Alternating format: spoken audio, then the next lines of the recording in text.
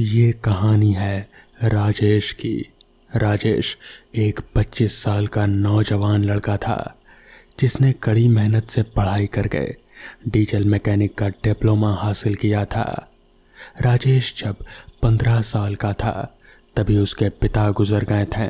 पिता के मौत के बाद अब उसके परिवार में उसकी माँ, बड़ा भाई, बस यही तीनों थे। कहने के लिए शहर में उनके रिश्तेदार तो थे, लेकिन वो तो बस नाम के लिए ही बचे थे, जिनसे किसी भी मदद की उम्मीद नहीं थी। उसका बड़ा भाई एक मेडिकल कंपनी में काम करता था। उनकी माली हालत कुछ ज़्यादा अच्छी तो नहीं थी, फिर भी उसके भाई ने उसे पढ़ाया। राजेश को भी अपने घर की हालत पता थी, इसलिए उसने भी बड़ी मेहनत से पढ़ाई करते हुए अपना डिप्लोमा हासिल किया और अब उसकी एक वर्कशॉप में नौकरी लग गई, जिससे उनकी हालत में धीरे धीरे सुधार हो रहा था। अब दोनों भाई मिलकर कमा रहे थे तो उनकी आर्थिक स्थिति भी अच्छी हो रही थी।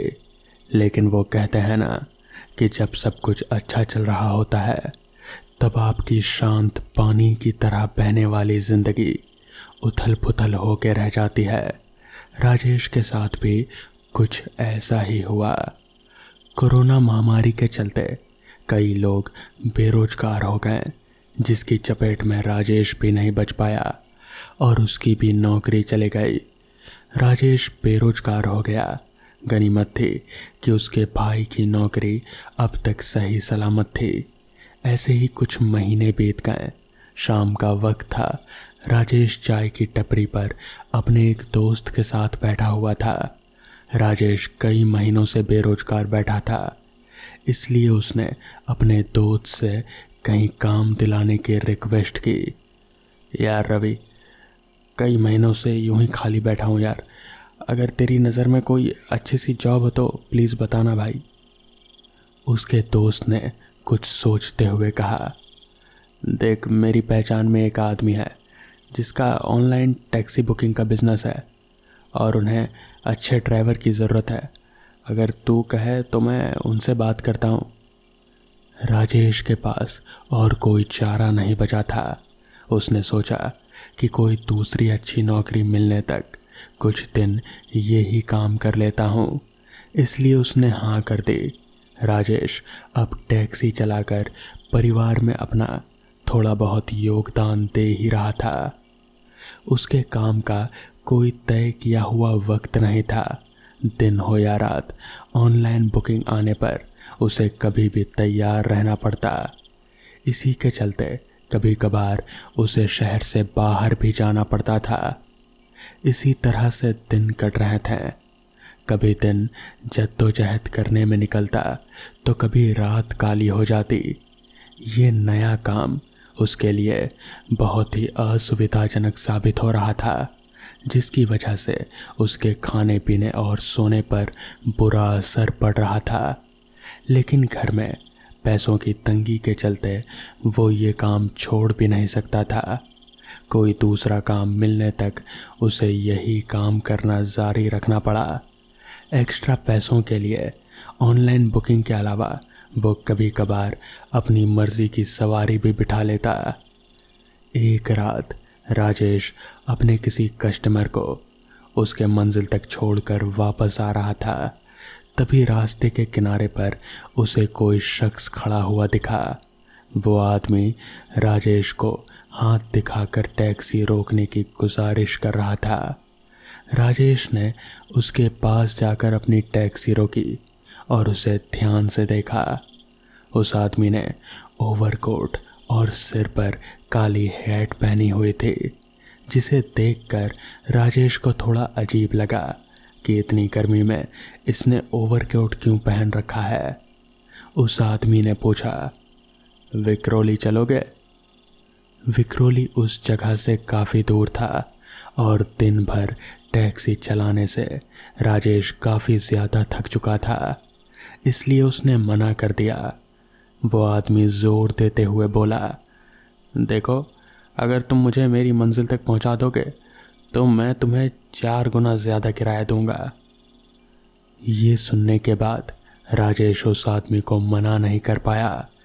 राजेश की आंखों में एक चमक आ गई और उसने उसे अपनी टैक्सी में बिठा लिया। करीब आधे पौने घंटे बाद राजेश ने उस आदमी को अपनी मंजिल तक पहुंचा दिया।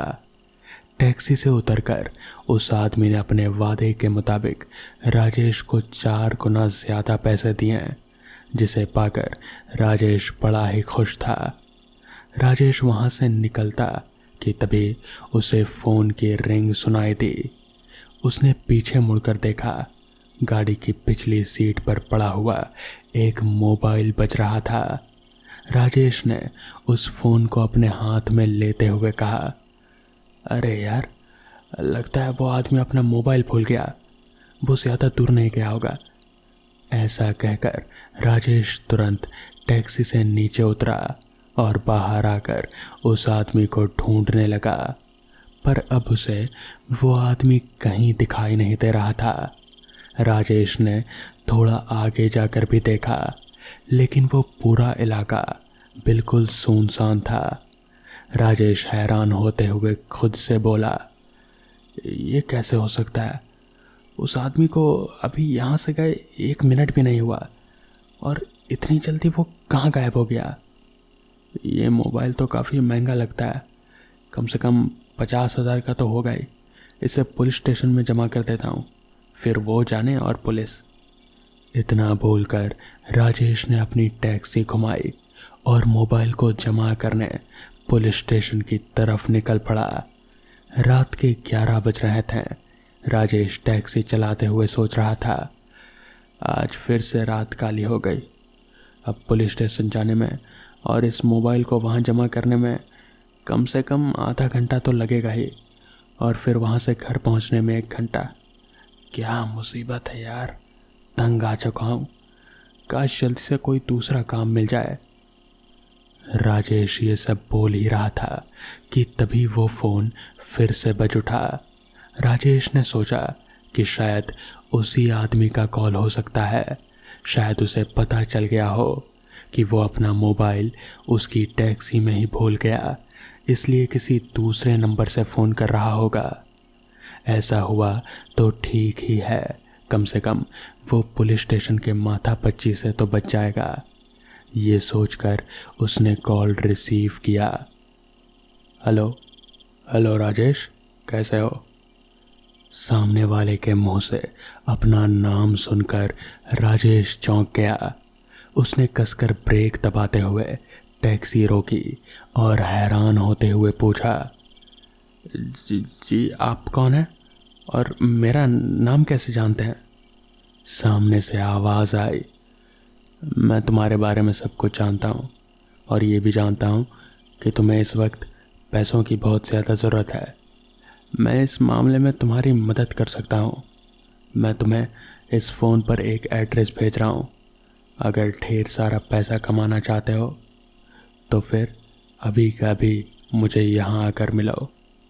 लेकिन आप हैं? राजेश आगे कुछ पूछता, इतनी देर में ही फ़ोन कट गया। राजेश को ये सब बस मजाक लग रहा था, लेकिन तभी उस मोबाइल पर एक मैसेज आया जिसमें एक एड्रेस लिखा हुआ था। ये सब देखकर राजेश को हैरानी हो रहे थे और थोड़ा डर भी लग रहा था, मगर कहीं ना कहीं उसके जहन में एक सवाल ये भी था कि क्यों ना एक बार जाकर ही देख लिया जाए। क्या पता, हो सकता है उसका ही कुछ फ़ायदा हो। जिसके बाद उसने अपनी गाड़ी उस एड्रेस की ओर घुमाई। करीबन आधे घंटे के बाद वो ठीक उस एड्रेस पर खड़ा था। वहाँ आसपास कहीं कुछ भी नहीं था, न कोई घर, न कोई कस्बा, ना ही कोई गाड़ी और ना ही कोई इंसान। बस एक खाली सी सुनसान सड़क, दोनों तरफ जंगल, और राजेश अपनी टैक्सी लिए वहीं पर खड़ा था। उसे समझ नहीं आ रहा था। उसे लगा कि शायद ये सब कोई मजाक है, मगर तभी उसकी नज़र रास्ते के किनारे थोड़ा नीचे झाड़ियों की तरफ गई। उसने देखा कि वहाँ पर एक आदमी पड़ा हुआ है। उसने करीब जाकर देखा तो वो आदमी, उसके सिर पर गहरी चोट लगी हुई थी और वहाँ से खून भी बह रहा था। वो आदमी शायद खून बहने की वजह से बेहोश हो चुका था, मगर उसकी सांसें चल रही थी। राजेश को लगा कि शायद इसे चोट लगी होगी। वो उस आदमी के करीब गया और उसे उठाने की कोशिश करने लगा, मगर वो आदमी बेहोशी से जाग ही नहीं रहा था। राजेश को लगा कि ऐसे उसे अस्पताल ले जाना सही नहीं होगा। उसने सोचा कि हो सकता है शायद कोई गाड़ी इसे टक्कर मार कर गई हो, क्यों ना पुलिस को फ़ोन किया जाए। राजेश ने तुरंत नंबर डायल किया और पुलिस को फ़ोन किया। कुछ देर बाद पुलिस की एक टीम वहां पहुंची। पुलिस वालों ने उस आदमी को देखा और फिर राजेश की ओर देखा, जिसके बाद उन्हीं में से एक पुलिस अफसर राजेश के पास आया और बोला, मिस्टर राजेश राइट? आप नहीं जानते आपने हम पर कितना बड़ा एहसान किया है।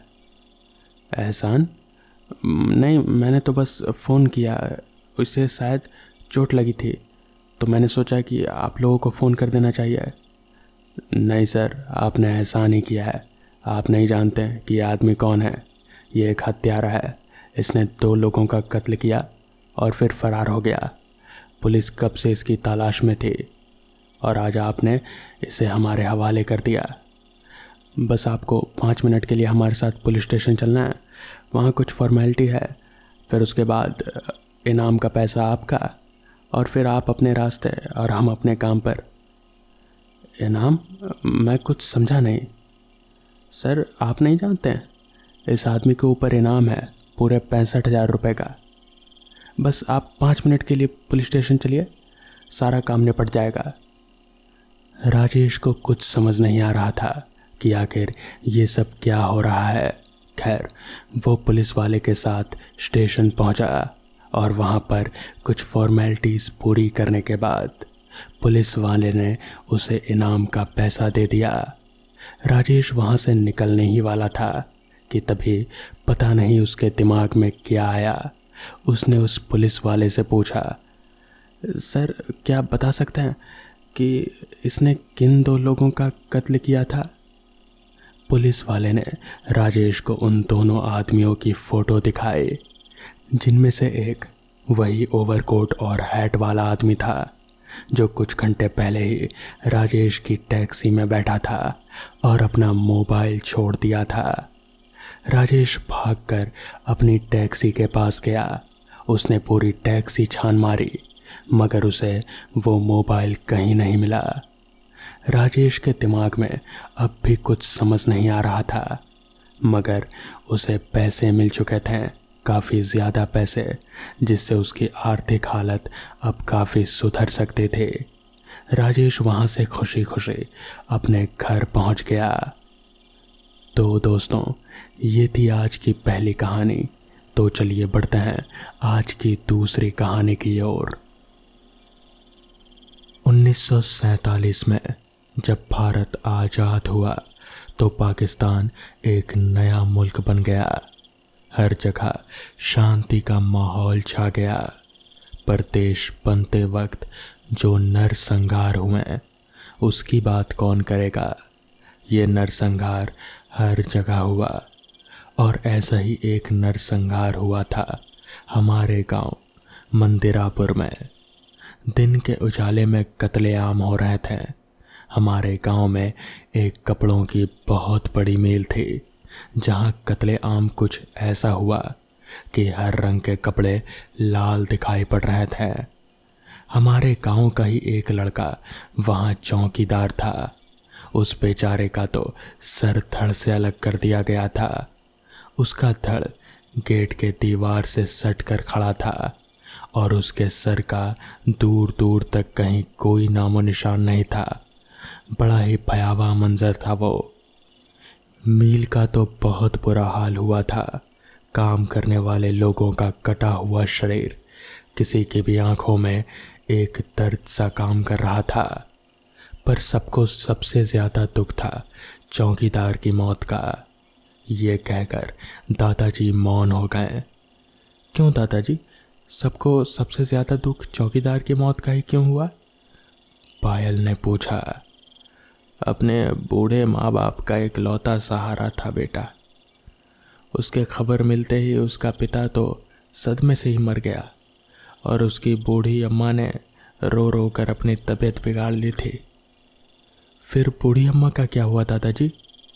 चंदन ने पूछा। बूढ़ी अम्मा को तो उनकी बहन अपने गांव लेकर चली गई। फिर उनका क्या हुआ कुछ पता नहीं चला। निर्मल ने दादाजी का हाथ पकड़ते हुए पूछा। मील का क्या हुआ दादाजी? निर्मल के सिर पर हाथ फेरते हुए दादाजी ने कहा। मील के मालिक ने साफ सफाई करके मील फिर से चालू करवाई। मील में फिर से काम चालू हुआ, पर काम करने वालों लोगों ने कई बार पहले मील में जो लोग काम करते थे उन लोगों की आत्मा देखी। कई सारे काम करता तो मील में ही बेहोश पा गए और एक कामकर्ता ने तो पानी की टंकी में खून देखा। वो सदमे में आकर बेहोश हो गया, जिससे गिरकर उसकी कमर की हड्डी ही टूट गई। इतने हादसों के बाद तो पक्का मील बंद हो गई होगी, चंदन ने कहा। नहीं, इतने हादसे शायद इस मील को बंद करने के लिए काफ़ी नहीं थे, दादाजी बोले। तो क्या वजह थी दादाजी? पायल ने पूछा।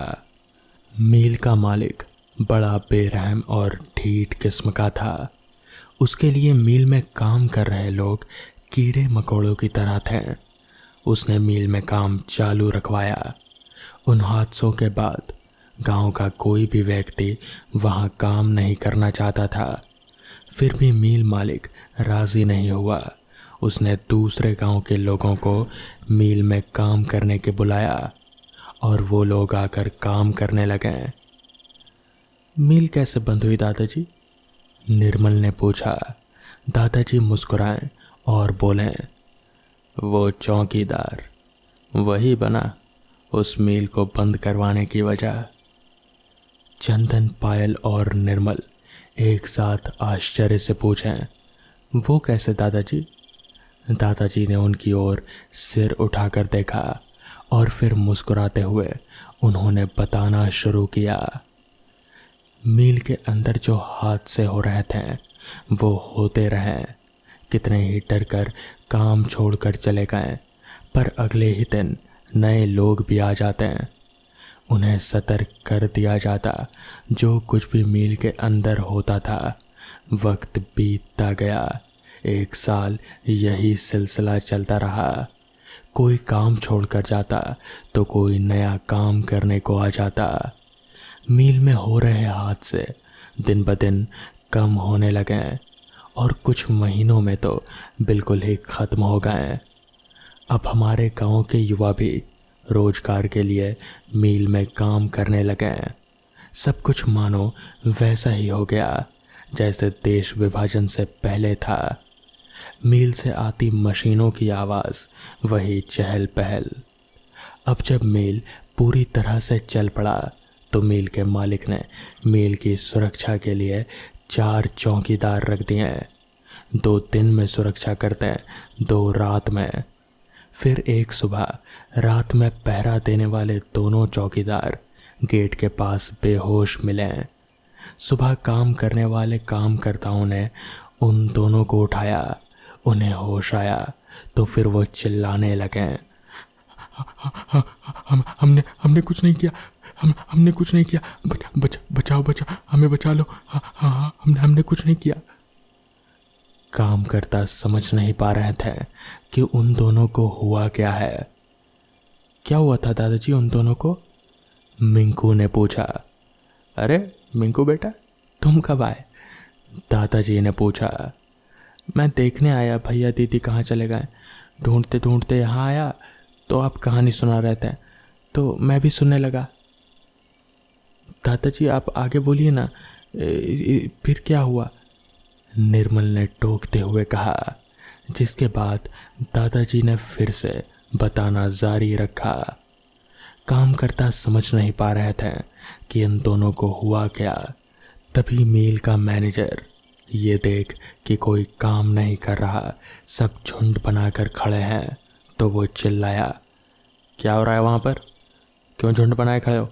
चलो अपने अपने काम पर लगो। मैनेजर की आवाज़ सुन कुछ काम करता अपने अपने कामों में लग गए। मैनेजर उस जगह पर आया जहाँ वो दोनों चौकीदार सदमे से बैठे हुए थे। मैनेजर ने एक काम करता से पूछा, क्या हुआ इन दोनों को? तो वो बोला, वही तो नहीं बता रहे मैनेजर साहब, बस चिल्लाए जा रहे हैं कि हमने कुछ नहीं किया, हमने कुछ नहीं किया, हमें बचा लो, बस ऐसा ही रटते जा रहे हैं। पूरी बात क्या है वो तो बताओ। मैनेजर ने कहा, हम सब लोग जब सवेरे काम पर आए तो इन दोनों को गेट के पास बेहोश पड़े देखा, तो हम सब ने उठाकर अंदर लाया और फिर पानी के छींटे मारे, और उठते ही ये लोग चिल्लाने लगे कि हमने कुछ नहीं किया, हमें बचा लो। एक कामकर्ता ने पूरी बात बताई। ठीक है जाओ अपने काम पर लगो, मैं देखता हूँ इन दोनों को। मैनेजर ने उन दोनों को बहुत पूछने की कोशिश की तो उनमें से एक बोला, साहब अब हम यहाँ काम नहीं करेंगे, ये जगह भूतिया। ये सुनने के बाद मिल में काम कर रहे सभी लोग फिर उनके इर्द गिर्द आकर खड़े हो गए। क्या बोल रहे हो, चढ़ा बड़ा रखी है क्या? मैनेजर बोला। अब दोनों ने मुंह खोला। साहब अगर कल रात चढ़ा रखी होती तो ज़्यादा अच्छा होता। साफ साफ बताओ क्या हुआ था कल रात? मैनेजर झल्लाता हुआ पूछा। दोनों में से एक ने बोलना शुरू किया। हम दोनों कुर्सी पर बैठकर चने खा रहे थे, आधी रात भी नहीं हुई थी। ये मनोज ये हमको बोला कि हम हल्का होकर आता हूँ। ये बोलकर वो हल्का होने चला गया। हमको गेट के बाहर किसी के चलने की आवाज़ सुनाई दी तो हम मनोज को आवाज़ दिए। हम टॉर्च चलाकर देख रहे थे पर कुछ दिखाई नहीं दे रहा था। तब तक ये भी आ गया और हम इसको बताएं कि हमको किसी के चलने की आवाज़ आई तो हम दोनों गेट के बाहर जाकर देखने लगे। दूर दूर तक टॉर्च की रोशनी में देखा पर कोई भी दिखाई नहीं दिया तो ये मनोज हमको बोला, कौन जानवर होगा, चलो अंदर चलते हैं। और जैसे ही हम दोनों मुड़े तो हमने देखा। इतना बोलकर वो दोनों चुप हो गए। उसने घूंट निकली और फिर उसकी आंखों में डर था। वो डर वहाँ खड़ा हर व्यक्ति देख सकता था। मैनेजर ने उसे झंझोड़ कर पूछा, क्या देखा तुम दोनों ने? पर वो कुछ नहीं बोला तो मैनेजर मनोज को झंझोड़ते हुए बोला, क्या देखा बताओ तो इस पर मनोज बोला, साहब ये रमेश का बताएगा, ये तो हमसे भी ज़्यादा डरता है। जिसके बाद बहुत पूछने पर मनोज ने ही बताया, कल रात हमने देखा सिर्फ धड़, सर तो था ही नहीं उसका, पर जब आवाज़ सुनी तो पता चला कि वो धड़ किसका था। वो धड़ इस मील में सबसे पहले चौकीदारी करने वाले संतोष का था। वो हम दोनों से चिल्लाते हुए पूछा, तुम दोनों ही थे ना जिसने मेरा सिर धड़ से अलग किया था? बताओ मेरा सिर कहाँ है, बताओ मुझे। हम दोनों ही गिर पड़े। रेंगते रेंगते हम बस यही कहे जा रहे थे कि हमने कुछ नहीं किया, हमें मत मारो, हमें बचा लो, हमने कुछ नहीं किया। फिर हम कब बेहोश हो गए, हमें कुछ भी याद नहीं। जिसके बाद मनोज चुप हुआ तो मील में शांति छा गई।